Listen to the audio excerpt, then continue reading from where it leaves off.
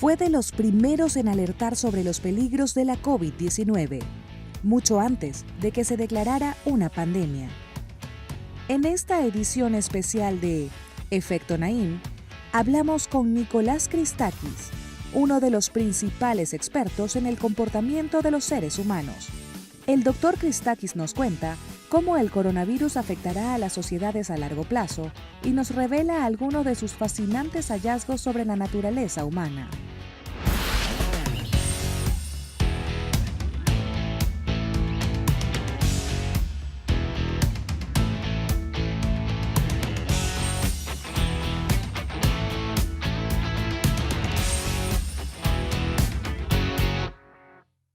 Bienvenidos, soy Moisés Naim desde Washington. Encantado de estar de nuevo con ustedes. Hoy les traigo un programa especial. Voy a estar conversando durante todo el programa con el doctor Nicolás Christakis. Él es profesor de la Universidad de Yale, es médico, es autor de libros que son bestsellers, es sociólogo también y estudia un tema muy apasionante, muy interesante para todos nosotros. Nos estudia a nosotros. Estudia la naturaleza humana, estudia qué determina que nos comportemos de una cierta forma y no de otra. Cuáles son los factores que nos impulsan en ciertas direcciones en cuanto a nuestra vida y no en otras. Él dirige el Laboratorio de la Naturaleza Humana, así se llama, el Laboratorio de la Naturaleza Humana en la Universidad de Yale. La revista Foreign Policy lo ha incluido varios años en su lista de los pensadores más influyentes y respetados del mundo. Acaba de publicar un libro, se titula La flecha de Apolo, el impacto profundo y duradero del coronavirus en nuestras vidas. Como se pueden imaginar, un investigador cuyo tema es la naturaleza humana va a estar muy interesado en qué hacen los seres humanos cuando están enfrentando una pandemia. Eso ha sido un motivo de sus investigaciones y de eso voy también a hablar con él. De eso y muchas otras cosas relacionadas con nosotros y nuestras conductas. A continuación, mi conversación con el doctor Nicolás Christakis. Profesor Christakis, es un placer tenerlo en el programa. Mucho gusto. Usted fue uno de los pioneros en alertarnos acerca de la posible gravedad de la pandemia, del COVID-19. Cuando todavía estaba comenzando, usted dijo, esto es algo al cual hay que prestarle mucha atención. ¿Qué fue lo que lo llevó a tener esa visión tan anticipada de lo que iba a pasar? En enero de 2020, yo estaba trabajando con unos colegas chinos para estudiar el movimiento de las personas en China y la cantidad de enfermedades en diferentes partes del país. Y el 24 de enero, el gobierno chino estableció normas que requerían que 930 millones de personas se mantuvieran en sus hogares. Los chinos básicamente detonaron una bomba nuclear social, pues pensaban que el virus era tan severo que era necesario. Eso me llamó la atención, así que para finales de enero ya me había quedado bastante claro que nos estaríamos enfrentando a una pandemia global grave. Y realmente, con ver la historia de las pandemias respiratorias de los últimos 100 o 300 años, se podía predecir lo que iba a ocurrir. Sabiendo lo que usted sabe ahora y lo que vio venir, ¿qué es lo que hubiera hecho diferente? ¿Qué es lo que no se hizo que se ha debido hacer? Creo que debo decir que estoy honestamente avergonzado de la manera como nuestro gobierno respondió a la pandemia. Sé que no es una tarea fácil, pero esperaba más de los Estados Unidos. Somos un país rico y democrático. Tenemos científicos fantásticos. El gobierno no le impide a la gente comunicarse. Pudimos haber utilizado todos estos recursos, así como el conocimiento que se tenía de las pasadas pandemias, para responder de manera más efectiva. Y creo que mucha de la culpa la tiene la Casa Blanca de Donald Trump. Gracias a información filtrada de la misma Casa Blanca, sabemos que Trump había sido informado sobre la probabilidad de esta pandemia en diciembre de 2019, lo cual no me sorprende. Sería impresionante si mis colegas y yo supiéramos algo antes que el presidente de Estados Unidos. Entonces, claramente el presidente sí sabía lo que iba a pasar, pero escogió no hacer nada al respecto. Sin embargo, creo que la población también tiene que asumir un poco de la responsabilidad. De cierta manera, cuando tienes una buena democracia, la gente obtiene los líderes que desean. Y si la gente quiere un líder deshonesto, votarán por un líder que les mienta y eso obtendrán. El presidente Trump ha dicho que él no quiso anunciar lo que él ya sabía acerca del virus porque no quería crear pánico. Y siempre hay en las pandemias y en el manejo de la salud pública en las epidemias el balance entre no alarmar la población y alarmarla demasiado y crear un pánico. Y ese punto medio es muy difícil. ¿Usted cree que esto pasó también aquí? Es difícil equilibrar esos puntos, es cierto. Pero hay una manera de ser honesto con la gente sin crear pánico. Sabes, es necesario alertar a las personas sobre la amenaza que se avecina. No les haces ningún favor al ocultarles la verdad para no crear pánico, porque al final el desastre ocurre y hay pánico de todas maneras. Así que creo que esta afirmación de que Trump estaba tratando de evitar asustar a la gente es falsa. Creo que tenía razones políticas para hacerlo. Habría sido posible decirle a la gente, nos enfrentamos a una seria amenaza. Esto es lo que nos dicen los científicos sobre esta amenaza. No somos la primera generación de seres humanos en enfrentarse a una pandemia. Esto es lo que debemos hacer como nación para enfrentarla. Y estos son los pasos que estoy tomando para mantenerlos a salvo, a pesar de que no puedo eliminar el peligro. Ese habría sido un mejor mensaje. Como usted sabe, hay gran esperanza con la llegada de la vacuna. Pero usted ha sido escéptico. Usted ha dicho que no hay que ser demasiado optimista con esto. ¿Por qué? Creo que es milagroso que los seres humanos hayan sido capaces de desarrollar una vacuna en tan poco tiempo.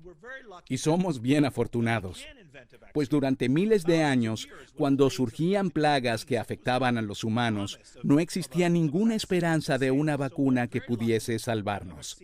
Sin embargo, aunque hemos inventado una vacuna contra la COVID-19, aún debemos producir y distribuir cientos de millones de dosis en todo el mundo. Y hay que persuadir a las personas de que se vacunen. Tenemos que lograr que al menos el 50% de la población esté vacunada para alcanzar la llamada inmunidad de grupo. Es decir, llegar a ese punto en el que suficientes personas estén vacunadas para que la epidemia pierda fuerza. El virus seguirá ahí. Puede seguir infectando personas, pero ya no podrá causar brotes grandes. Sin embargo, todo eso tomará tiempo. Mientras tanto, el virus seguirá propagándose naturalmente. Entonces, en mi opinión, 2022 será un año importante para esta pandemia. Para ese entonces, habremos alcanzado la inmunidad de grupo, ya sea artificialmente por la vacuna o naturalmente, porque el virus se sigue propagando entre nosotros.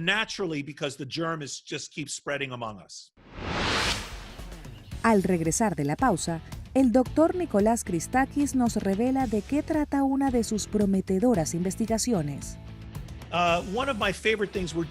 Uno de mis proyectos favoritos es que estamos llevando a cabo experimentos donde añadimos inteligencia artificial a sistemas humanos sociales. Estamos tratando de entender cómo la inteligencia artificial afecta la manera como nos tratamos.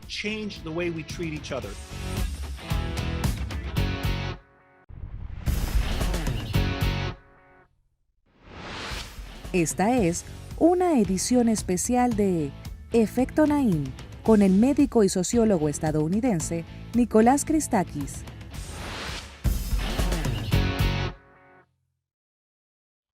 Usted es un experto en las relaciones humanas y los sistemas entre las personas y argumenta que la manera como estamos conectados con otros grupos humanos moldea nuestras vidas, aún de maneras que no nos damos cuenta. Cuéntenos de eso.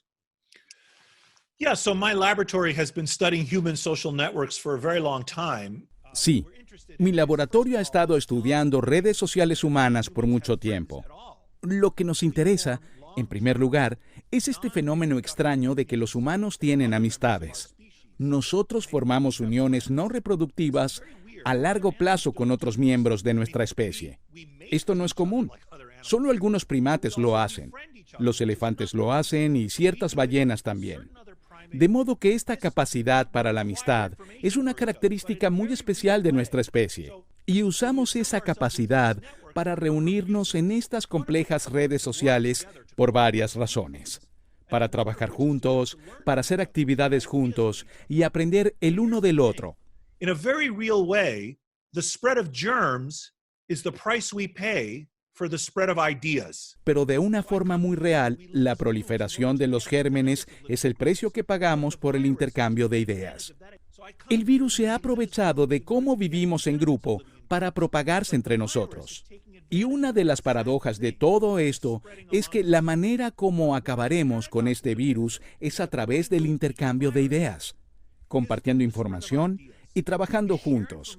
Es así como llegaremos al otro lado de esta pandemia. And that's how we will ultimately see the other side of this pandemic.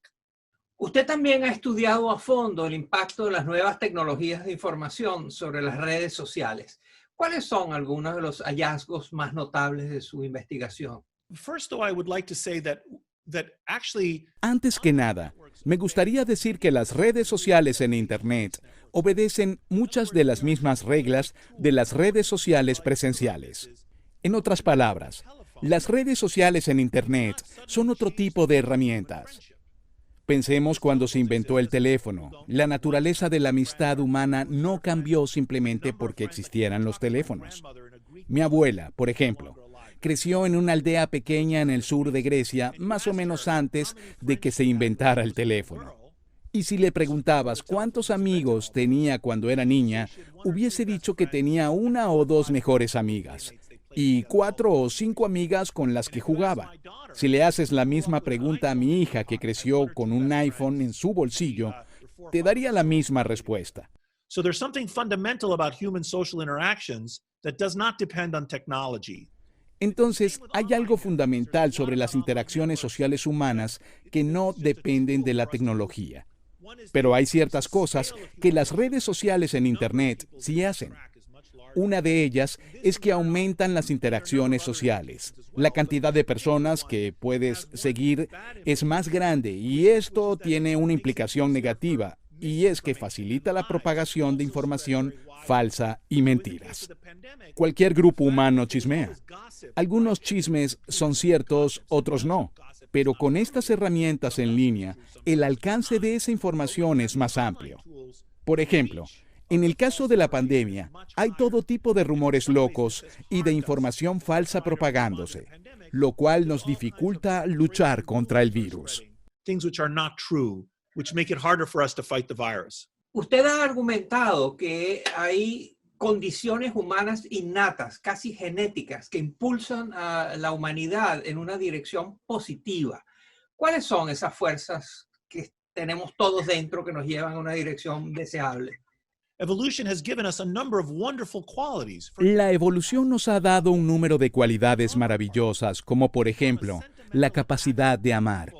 Formamos un lazo sentimental con las personas con las cuales tenemos relaciones sexuales. Otros animales no hacen eso, pero nosotros sí. Las personas hacen sacrificios por otros, incluso por extraños. Esto es extraordinario. Nosotros, por ejemplo, adoptamos niños con los que no tenemos parentesco. Los elefantes hacen esto, por cierto, pero es muy raro en los animales. Nosotros, además, nos enseñamos cómo hacer cosas. Esto es algo extremadamente raro en los animales y es otra cualidad maravillosa que tenemos. Todas estas cualidades forman la base para lo que yo llamo una buena sociedad. And in fact, form the basis for what I call a good society. En la Universidad de Yale, usted dirige el departamento, el laboratorio sobre la naturaleza humana. Cuéntenos líneas de investigación muy prometedoras e interesantes que usted esté desarrollando. Uno de mis proyectos favoritos es que estamos llevando a cabo experimentos donde añadimos inteligencia artificial a sistemas humanos sociales. Estamos tratando de entender cómo la inteligencia artificial afecta la manera como nos tratamos. Déjame darte un ejemplo simple. Cuando le hablas al dispositivo Alexa de Amazon y quieres saber información sobre el clima, le dices: Alexa, ¿cómo será el clima mañana? No le dices, perdona la interrupción, Alexa. Por favor, ¿me podrías decir cómo será el clima mañana? La máquina está programada para ser obediente y no tienes que ser cortés con ella. Lo que nos interesa es saber qué pasa, por ejemplo, cuando llega una Alexa a un hogar. Quizá los niños de esa casa aprendan a ser maleducados por la manera como se dirigen a Alexa. Entonces van al parque y son maleducados con otros niños. Me preocupa mucho que la llegada de la inteligencia artificial a nuestra sociedad vaya a cambiar no solo cómo interactuamos con la tecnología, sino cómo interactuamos con los demás.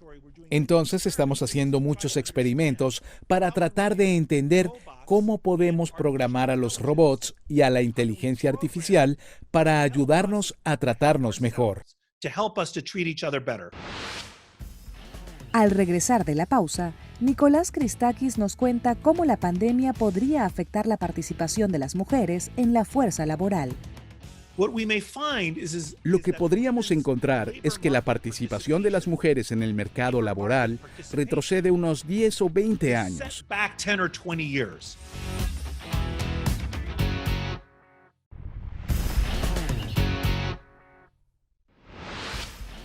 Continuamos con esta edición especial de Efecto Naim, con el destacado médico y sociólogo Nicolás Christakis.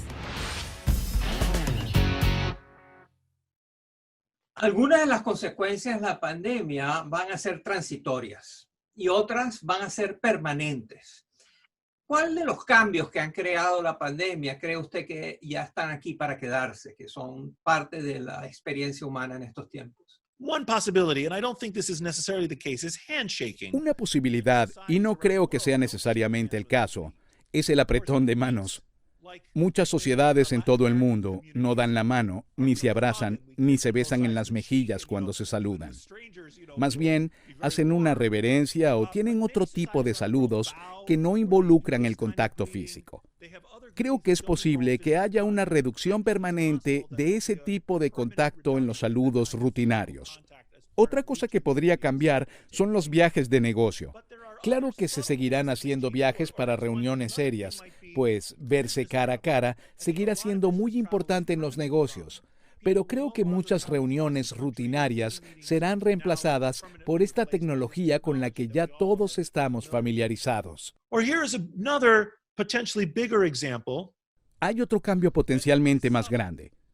En Estados Unidos, sigue siendo el caso para las parejas heterosexuales con niños pequeños que, en promedio, el hombre genera más ganancias que la mujer.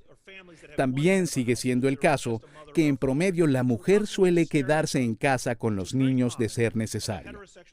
Y ahora mismo, cuando tantas personas han perdido sus empleos y muchas escuelas permanecen cerradas, millones de parejas en los Estados Unidos han debido tomar la decisión de que el hombre seguirá trabajando fuera de la casa y la mujer se quedará con los niños en casa.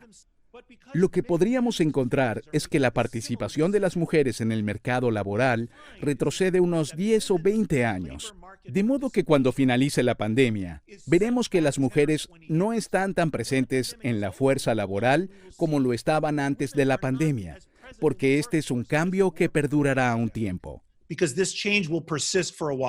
Denos un ejemplo de una práctica, de un hábito común en el pasado que cuando llegó una pandemia lo hizo desaparecer y nunca regresó. Let me give one example from the 1918 pandemic. Déjame darte un ejemplo de la pandemia de 1918.